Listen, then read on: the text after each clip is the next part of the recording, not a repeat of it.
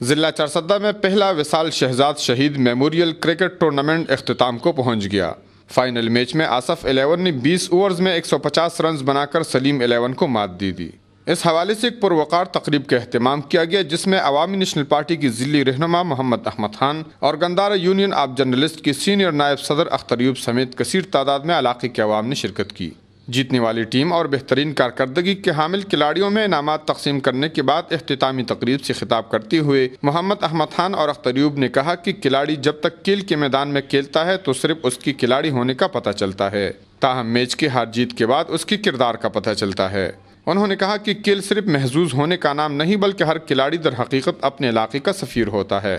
انہوں نے کہا کہ علاقوں کے اندر اسی طرح کے ٹورنامنٹوں سے مختلف علاقوں کے کھلاڑیوں کو آپس میں ملنے کا موقع ملتا ہے۔ انہوں نے مزید کہا کہ اس قسم کے ٹورنامنٹ امن، محبت اور بھائی چارے کی فضا کو رواں رہنے کا بھی سبب بنتا ہے۔ کفایت اللہ، اے نیوز، چارسدہ۔